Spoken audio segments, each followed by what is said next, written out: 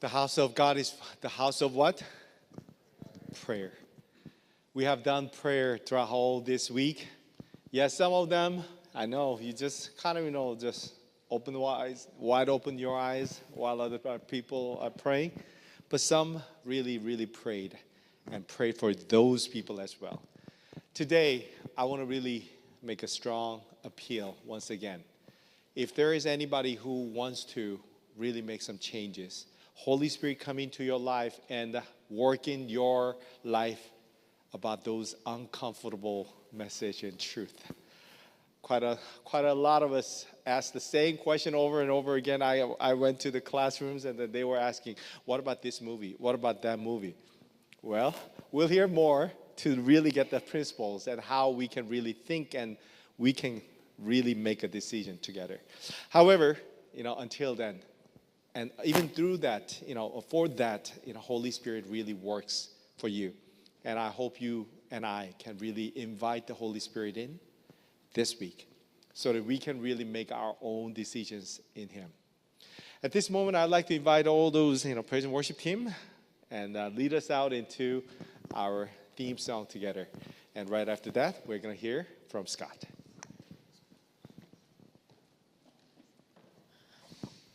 I'm so excited for the Sabbath. I was about to say happy Sabbath again, but no, don't worry. We're so close. Just one more day. Who here has been appreciating Focus Week so far? I have. I think God really blessed Scott Myers, and He brought us here. He brought him here so that we can just learn so much in how we should open our eyes. And if everyone can please stand up for us to sing our theme song.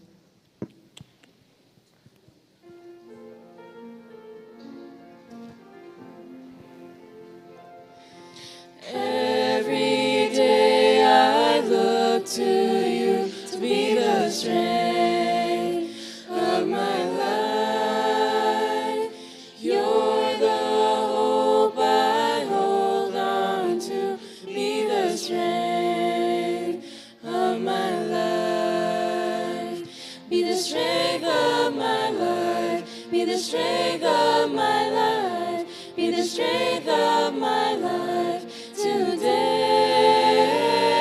be the strength of my life, be the strength of my life, be the strength of my life.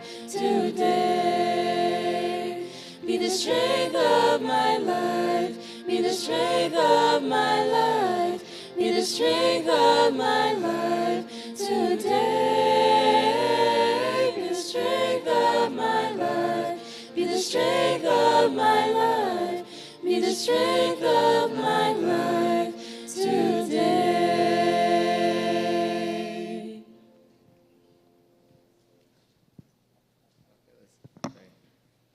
Dear Lord, thank you for this day. Thank you that we're here now that we're about to listen to your word again. May you please bless us through it. May you please help Scott speak through him, and hopefully we may meditate through this throughout the rest of the week and hopefully throughout the rest of our day. May you please bless us, continue blessing our families, help us all with our grades and our lives, help us all get closer to you, and come soon. In Jesus' name I pray, amen.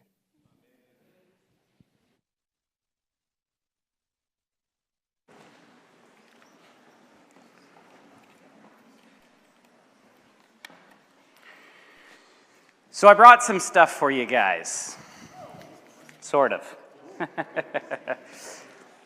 I've been kind of traveling a lot, so I literally put in as much as I could fit into my suitcase. I got all the way up to 50 pounds and wasn't able to fill it with enough stuff for probably everybody, but I have some DVDs here, some documentaries on these topics that we're talking about. One is on cartoons. If you grew up with Walt Disney, you might be interested in this one. If you like superheroes, you might be interested in this one. If you like science and what goes on inside your brain, you might like this one. And then I have one on social media. You're welcome to have these. I'm going to put them up here. Afterwards, you're welcome to come up. Obviously, I don't have one for everybody, so please, if you're going to watch it, take it. After you watch it, please share it. Is that good? Yeah. Second thing I want to tell you about is some of you have been questioning about the t-shirts. I have a real passion for creativity, and I've been wearing a lot of t-shirts that our ministry makes. So I brought some. We actually print the t-shirts on demand, meaning we have a t-shirt creation machine in our office. It's very dangerous because all you have to do is press a button and out spits a t-shirt. So I have a wardrobe of t-shirts. But I'm fairly convinced that, like was mentioned earlier here today, everyone can be a witness. You don't even actually have to sit there and go and tell someone a Bible verse. You are a witness by your life, right? And so, how many times have you ever seen somebody with a Christian Bible text or something on their t-shirt and immediately it'll tell you something about that person, right? You've been in line and you go, oh wow, that person's God. So think about this. When you go out in public, we should be wearing our witness on our sleeves. So 2 things. Is there anyone's birthday today? Yesterday. Your birthday? Last week. I don't have enough for everybody. I will let you come up and choose a t-shirt or a sweater of your choice. I heard there was someone who has a birthday tomorrow. Joanna. Joanna, you are also welcome to come up and choose a t-shirt. You can do it afterwards. For the rest of you, I wish I could just give these away for free, but I can't. My people in my office would kill me. But they are t-shirts of various sizes. There might be a tiny blemish or a tiny mistake. We do sell these for $20, but I will sell them to you because you're starving students, right? So I will sell them to you for $5 a t-shirt. The t-shirt is really nice. It's really good. It's a nice quality t-shirt. If you'd like, you're welcome to come and pick through that. The sweaters I'll sell for $10. There's usually a tiny little mistake with the print, not the t-shirt or the sweater. So you're welcome to look through that if you want, and we'll do that. If you also want to check out our website, we also have a lot of different designs, and we've got like about 100 different designs that we are going to slowly leak throughout the year. So if you like that kind of a thing and you want to be a witness, check this out. We've spent a lot of time with a lot of different designers, and I'm very excited about people wearing Bible texts. I really, truly believe there's power in the Word of God. And we take that verse in Deuteronomy seriously. Write it on your doorpost. Write it on your walls. Talk about it when you wake up. Talk about it when you go to sleep. And so that's kind of one of my passions that I have here. So I told you that we would do a little question and answer session. Because I don't want to sit here and hammer you all week long. I mean this with all sincerity of my heart. I could probably stand up here for 2 weeks straight and talk to you about this movie and this movie and this movie and this movie and show you the same pattern over and over and over again. But I think you get the concept, right? So the rest of the time that I have here with you, I want to deal with a couple of different things.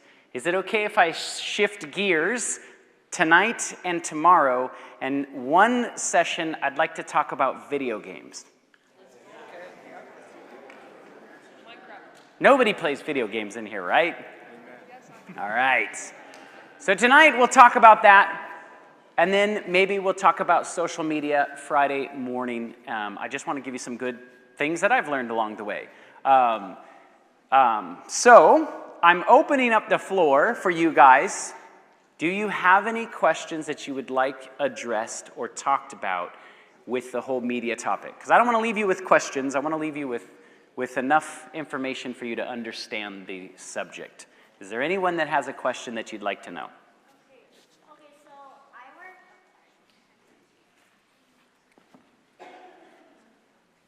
Okay, so I work in the media department for our school, and it's like, I think I'm like very new at this. Like, I've been working for like around 6 months, but where is like the balance? Because like whatever it is, when you're trying to create content, I guess the ultimate goal is to like uplift God, or at least don't spread a bad message. So like, how do you, what are some like guidelines and advice you would do to create that type of media?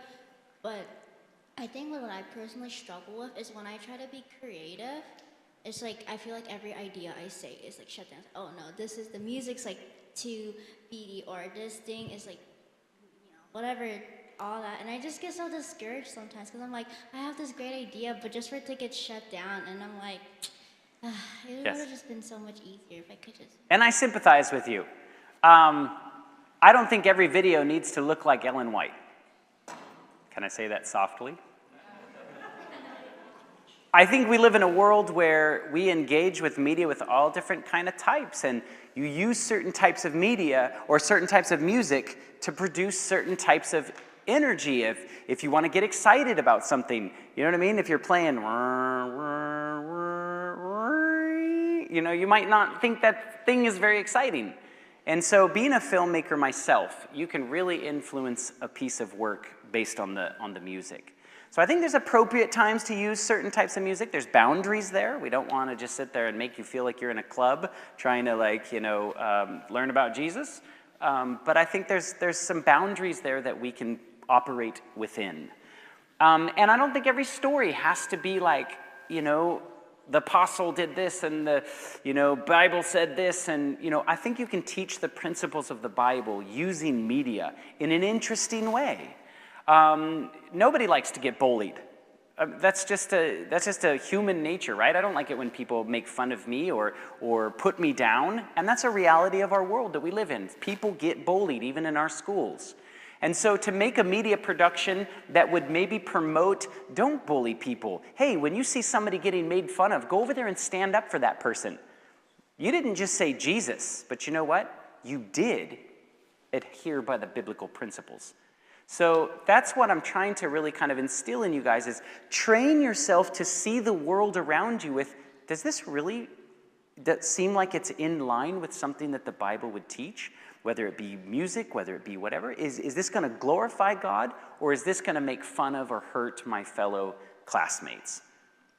That kind of a thing, we should probably learn to make a difference between that. So that's a really good question. Don't be discouraged. I get people all the time that say, I want to be a filmmaker and I want to go to Hollywood. And I tell them all the time, great, I'm glad. And they're usually shocked, like, what do you mean? You just sit there and told me all the evil stuff that's coming out of there. And I said, listen, we need help creating media productions. We need creative minds. The problem is, we want you in the church to create things that promote the ways of God. Don't go to the world and try to help them promote their ideas. I mean, there's a lot of our schools teach media and are very good at it. But unfortunately, we encourage our students to go to Hollywood and they're working on major movies. Did you know that the two kids that made the animations for Transformers came out of one of our Adventist schools? Did you know that?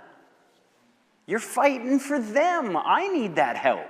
Help me win souls. Help other people. So use your gifts. Use your talents for the glory of God. And I believe that if you're asking God, help me figure out how to do this, He will help direct your paths. Anyone else got a question?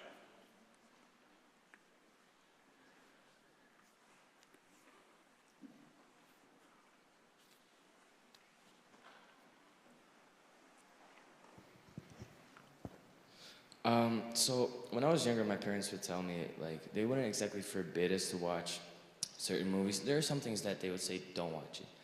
Like Harry Potter, whatever, that kind of more extreme stuff, if you will. But then they said, whenever you're watching something, they told us to turn on the filter in our mind. So it's like, look for those subliminal messages, so on and so forth, even like animation movies, whatever. So it's like, do you think that watching it with that filter on, right? Certain things, because other movies, you don't need to have your filter on to notice them. So it's like, sure, avoid those extreme ones, but then it's like other animation movies, whatever. Do you think it's like acceptable, or do you think it's harmful for me if I watch certain animation movies or whatever, just any type of movie, if I have that filter on, purposefully like trying to look for those messages to like be mindful of them? Do you think that's harmful? I think it's very good that you're mindful of anything that you do in life, not just watching movies, but mindful of anything. You know, we got to have our guard up, right? The devil is like a roaring lion. He's seeking whom he can devour. If we just hum through life and like, no problem, all of a sudden we might get ourselves into situations because we're not sitting there going, hey, we live in an evil world and there's terrible things. Please, like, think of everything in your life as we're engaged in a war. I'm going to frame it like this because it's a really good question that you're asking. I'm married, and I love my wife, absolutely love my wife. I constantly talk positive thoughts about my wife. I think positive thoughts about my wife. And if I'm in a room full of a bunch of people that, let's just say some people came up to me and said, you know what, I really don't like your wife. Your wife is ugly. And, you know, she's mean and blah, blah, blah, right? What do you think I'm going to do? You think I'm going to sit there and be like, ah, that's funny, that's nice. Oh, you're so cute. No, I'm going to be like, hey, please don't talk about my wife like that. If it continues, I'm sorry, I can't be in part of this conversation. I'm going to go over here. Why do we sit in a room, especially a dark room, where they're slamming our God? He's the evil one. Let's fight against him. And we go, ha ha, this is so cool. That's my God. That's my God. It boils my blood. Why do you think I come here with such a passion? It's not because I'm angry or mad at you guys for watching these things. Why do you hear the passion in my voice? I'll tell you what, because I was the one sitting in that theater laughing that that's the evil one. And you know what God did? He saved me. When I spit in his face and I nailed him to the cross, he said, Scott, I love you. Come back to me. And I said, you know what? I don't want to be around somebody that's slamming my God. Why do I want to sit in this movie if you're making fun of, giving me a wrong picture, or telling me lies about my God? That's the point that I've gotten to. And so, you should have your filter on, yes, but protect your God. He loves you. He wants the best for you, and he will give you all the best of heaven for you to be there. In fact, he was willing to not exist so that you could go up there. I want to serve that God. And when I get to heaven, I will be the first one to take off my crown and be like, I don't deserve this. You do, Jesus. I don't. There's nothing that I've done in this world that even deserves him being nice to me. That's why I really feel passionate about going around and sharing these things with you guys, is really I feel like they're attacking my God. So anything that attacks God, shut it off. Can you imagine? Can you imagine if people come up to us, hey, have you seen Endgame? Mm-mm. What's that? Can you imagine? Why haven't you seen that? Oh, well, you know, I think it's kind of some imagery that really isn't really in line with my spiritual beliefs. You could start a conversation. It could be a witnessing opportunity. I don't know. But learn to see the media and learn to filter it, and then eventually you'll get to the place where, what am I really doing wasting my time with this kind of stuff? That's actually ultimately what I hope you're getting to. And people ask this afternoon some really good questions about good movies. Is there anyone in here that can name a good movie that you think is really a good movie? And I'm just really throwing this out here. You know the Kendrick Brothers films? Yes. Overcomer, Facing the Giants, Courageous. Yep. Great films. Can you name something that's not a spiritual, let me teach you the Bible, good film? See which one? Secondhand Lions. I don't know that one. But tell me a little bit about it.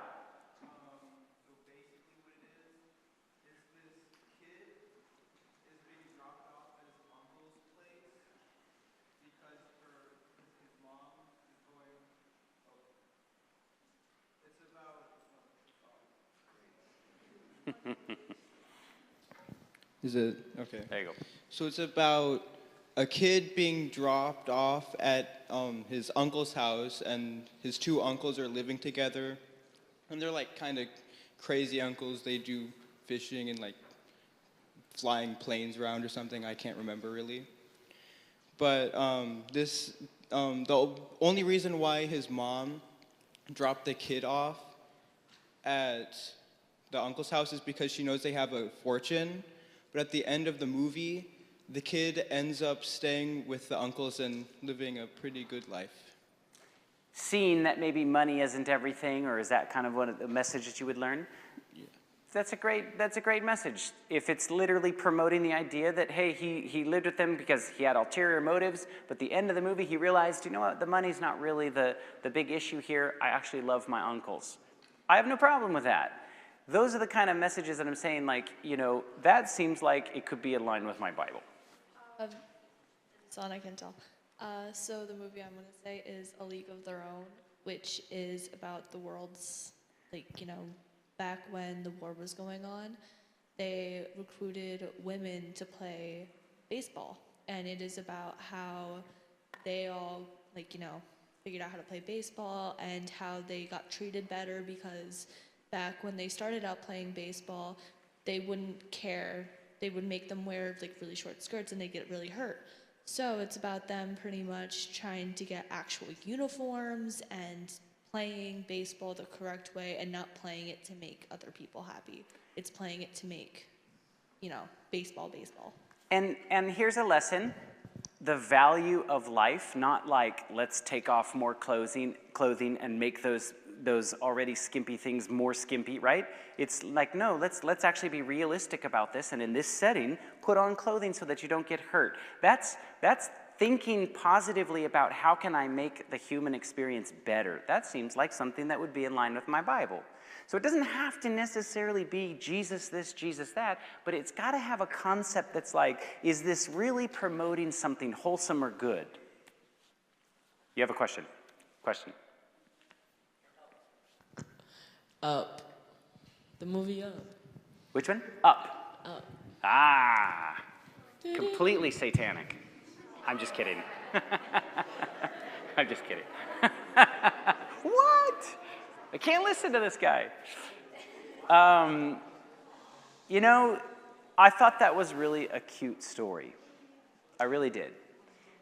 And I saw it a long time ago, so please, if I'm missing over something, then let me know.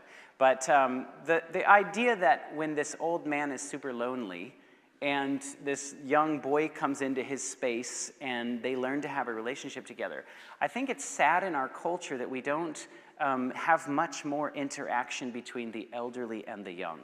I think it's sad in our churches that we actually separate and we say this is a youth thing and this is a for the adults thing in the church. I think the churches need to worship together. I think there's things that we need to learn from the elder generation. They keep us connected to the traditions and the things that happened in the churches in the past so that the winds of doctrines don't just blow and everything all of a sudden changes. We need those different generations. So to me, there were some positive messages that came out of that movie, and I thought it was a neat little story. The Blind Side. Blind Side, which one was that? Oh, football. I didn't see it. So, is that one of the Kendrick brothers movies? No.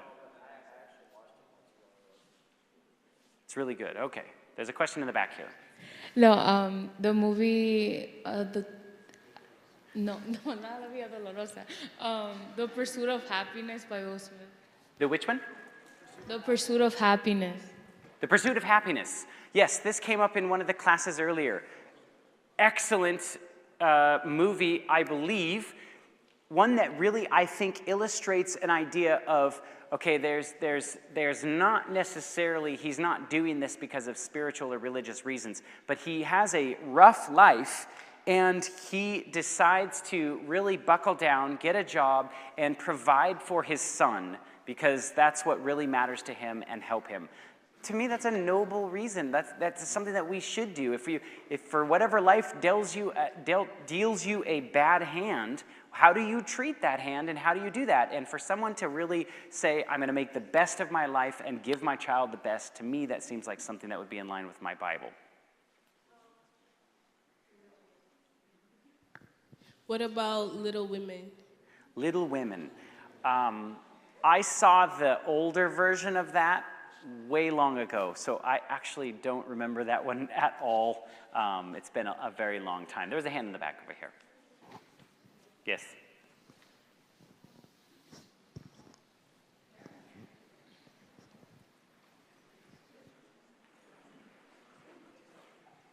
I have a question as a parent and family, and I know most of the staff here have kids and or students here.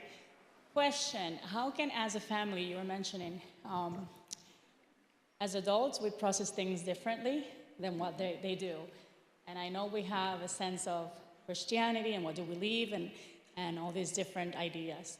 And what you shared here, I know it opened up our minds, and I know the students as well.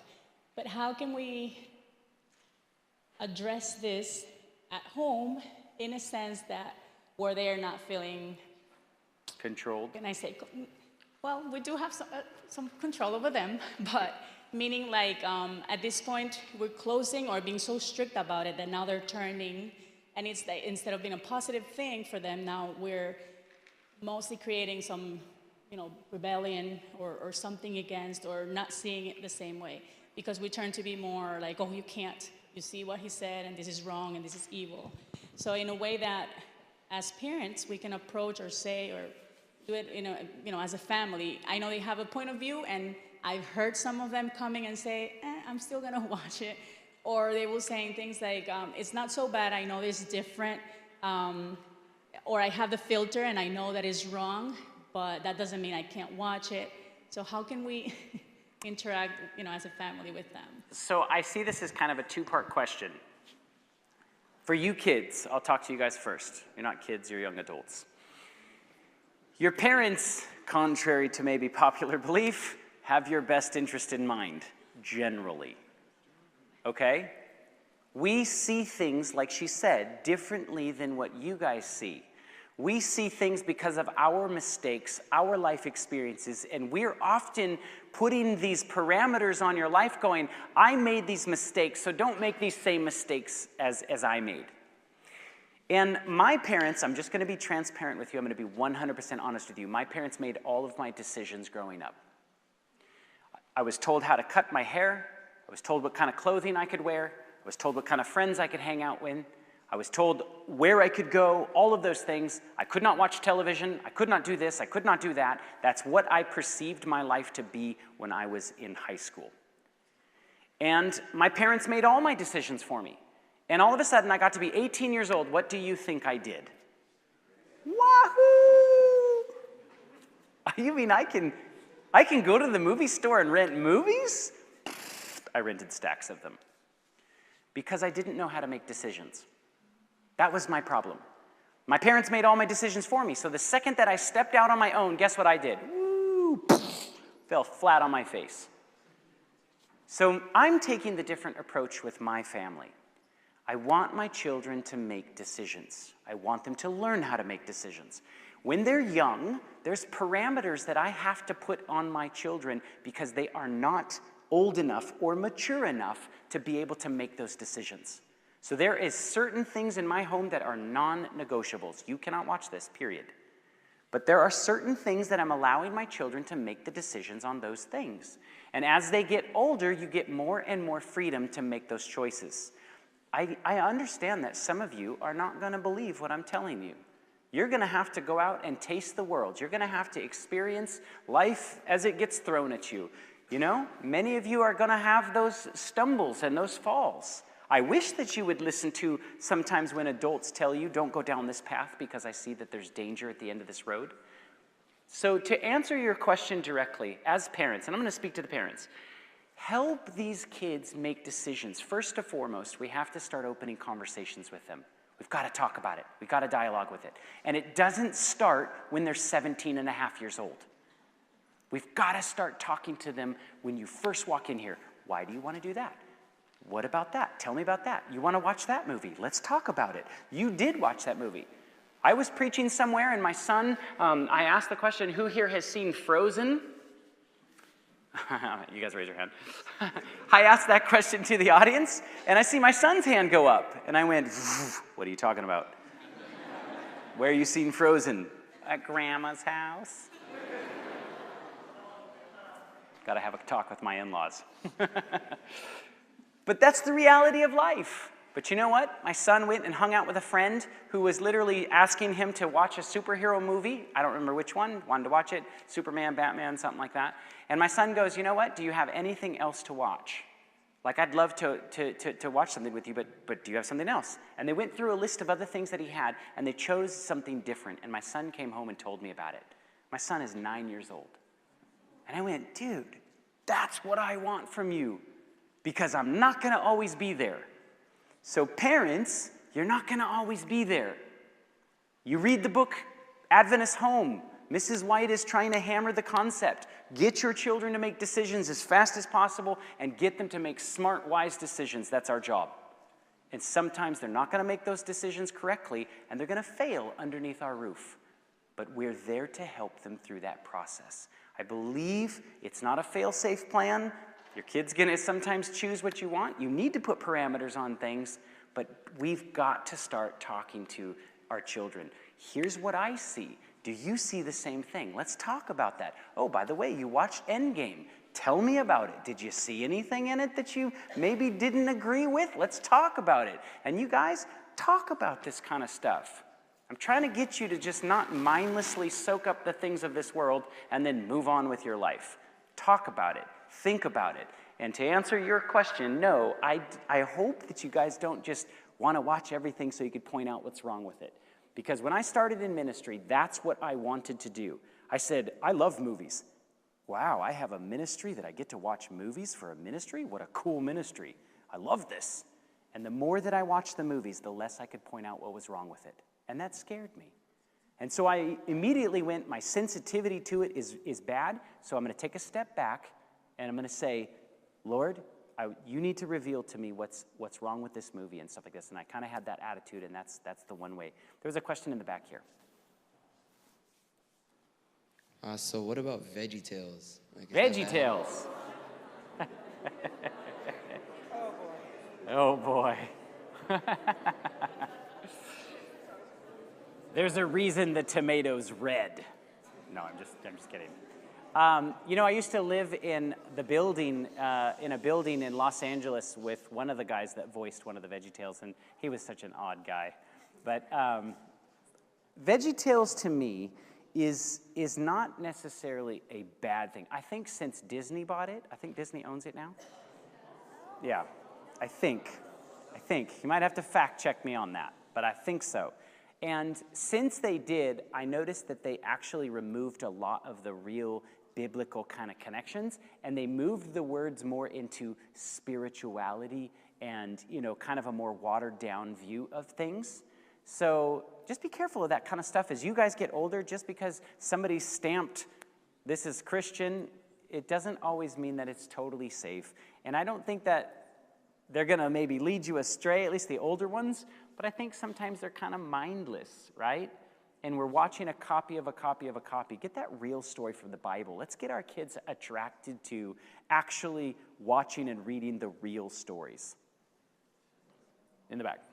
Oh, right here. I got a mic. What? Yeah. What about? No. Yeah, go. There's a really show I love a lot in Netflix. It's called Anne with an E. I love that show, like, to the bottom of my heart. I've watched it more than 10 times. But there's always, and it's pretty innocent, but there's always one part that was kind of added to it since, like, her sort of best friend is, like, gay. And it's, like, one bad thing that I found out of everything. But it's just one bad thing. So it's like, Okay. should I watch it or no? You're bringing up an awesome point, and I'm glad that you said it just like that. Where is God wanting to bring us as a people towards the end? The last day people. You're either 100% on God's side or you're 100% on the other one. So how many times have you heard this sentence? There's only one bad thing in there. There's only a little bit of sin. There's only one tiny little thing right here, right? We're so used to digesting truth and error together that we don't even like bat an eye at it or blush at it. And I'm not saying that thing is just evil. I thought that was really interesting that you said that. In a world that God is wanting us to be this pure people, that there is no guile in our mouth, that we are so sold out to God that we are following the commandments and have the faith of Jesus. That's the picture of the people that God is wanting us to be at. And we live in this world where we're constantly bombarded by evil, just a little bit of evil. And so I want to address the second part that you said there. There's LGBT, homosexuality, included into that thing. Did you know that there are groups of people, they're called GLAAD, G-L-A-A-D, that force Hollywood to put 20 to 25% LGBTQ in every single show coming out, every single movie coming out in the near future. Meaning, if you don't put that LGBTQ person in your story, whether it's a background, whether it's a store owner, whether it's something, you have to have representation, we will blacklist your show and you will not be able to get the notoriety that you have. So my question to you is why do they care? If you really honestly think that movies and television don't affect us, why are they caring so much to put someone in their show? Because they know that if they put something in their show, that you will be more sympathetic to homosexuality down the road, simply by seeing it. So simply by watching sin, what does that do to us? It makes us more sympathetic to it. I'm just commenting on what you said about that, but I don't want to make things so black and white that it's just like, okay, there's one thing wrong with it, so then therefore I can't watch it. Just recognize, I'm glad that you are recognizing there's a part in this that I don't like. I don't agree with that lifestyle. And the reason why I also feel very strongly about homosexuality is because the very core of the homosexuality argument is I was born this way. I did not choose this lifestyle. Why are you getting mad at me? I didn't wake up one day and want to follow and in love with the same sex. Why are you getting mad at me? So let me tell you this. I have that exact same argument. Listen, I wasn't at the tree of knowledge of good and evil. I did not eat that piece of fruit. I'm sorry, I was born this way. I have the same argument as somebody that is in the homosexuality movement. But I'll tell you what, there's two ways to look at this. One is I'm going to celebrate that sin. I'm going to embrace it, and I don't care what the Bible says about it. I'm going to enjoy it and do it and be it however I want to be, or I'm going to let God change me. That's the only two roads that you get. So the homosexuality topic hits at the very core of what it means to deal with sin. All of us deal with that. And that's why I believe the devil loves that topic, and he is wanting to put that front and center in most of his media productions. What about the show Criminal Minds? Criminal Minds. I'm not familiar with that one. Tell me about it. Is it exploring the mind of a criminal? It's basically like, it's this group in the FBI that they're called, what is it? I don't even remember. Anyways, they go out and they just investigate crime scenes, and you see the murder happen, you investigate the crime scheme, and yeah, they solve the crime. Have you ever wondered if murderers watch those kind of shows? Yes. Have you ever wondered, like, are we giving them ideas? I wonder that. I really do. I wonder that. Once again, why are we so attracted to darkness? Why are we so attracted to sin? What is the attraction that we want to focus and look at those things? That's why I believe the Bible has really excellent advice. If there's anything noble, if there's anything good, if there's anything pure, focus on these things, because by beholding, we become changed. I really, truly believe that. So I don't think because you watch that, all of a sudden you're rejecting God. I just think all these things are desensitizing to us, and I think that they could potentially just numb us to the value of life.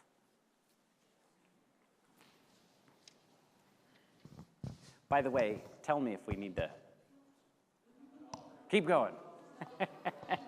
Couple more. Okay, so like after everything, like all these days that you have been preaching to us, like my eyes have been not open because like I knew some of the stuff, but like how should our outlook be now? Like, should we watch it? Should we not watch it? Should we just like recognize it and keep on watching? Like, I don't know. So I'll answer that directly, because you're asking a direct question. I wish that you would turn it off, and I wish that you would focus on something else. Just test this. Just test this. What if you actually just, for the next few times that something super popular comes out, and you just do a little bit of research, just look into it. Is there magic? Is there sorcery? Is there some element in here that might not be good? Just do a couple of times. Say, you know what? I'm going to abstain from that one. Just do that a couple times. Just test. And watch how, when we live our life according to the principles of the Bible, we have peace. And we have joy. Real joy. When we focus on all this evil and all this war and all this killing and all this other stuff, right? It makes us angst inside. It makes us, it messes with our emotions. Just observe what it does to your actual emotions. And test the Lord. That's what he says. Test me. Test what I'm telling you is good. So I'm telling you, don't take what I'm telling you for just words. And that's why yesterday I was really hard on you. If you're going to question me, question the movie that you're watching. That's fine. Question me. Question everything. But just test. God says, don't watch this kind of stuff. Just don't watch it. And I guarantee you, he will actually, give you peace of mind. Try it. I'm sorry, but we have to call it, and I didn't see the time. Wow, it's a good sign, right? All right, we'll try to find some more time. Let me say this real quick. If you do want a t-shirt, I know we ran over time. You're welcome to take the t-shirt. You can bring me a $5 bill or a $10 bill now. And, if for whatever you don't over the next couple of days, you can easily look us up, send me the money. And if you don't, whatever, doesn't matter anyway. Thank you, Scott. All right, go to your classrooms. There's these if you and want. see you in the evening.